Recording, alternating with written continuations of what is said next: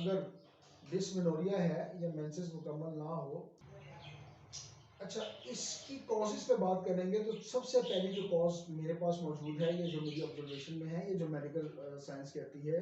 इससे पहले मैं बता दूँ कि डिस्मेनोरिया 2 किस्म के होते हैं, एक प्राइमरी लेवल के होता है और एक सेकेंडरी लेवल के होते हैं।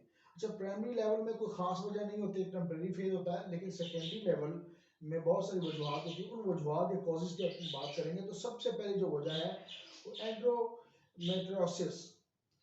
एंडोमेट्रियोसिस सबसे पहली वजह बनेगी। इसमें होता क्या है कि ये जो आपकी लाइनिंग है, यूट्रस की लाइनिंग जो है या जो लकीर है, जिसको हम एंडोमेट्रियम कहते हैं, ये यूट्रस के बाहर बन जाती है। एक तो अंदर बनती है और बाहर भी बन जाती है, तो उसकी वजह से कॉम्प्लिकेशंस पैदा होती हैं और माहवारी में तकालीफ या जब वो फ्लो ब्लड का बाहर आता है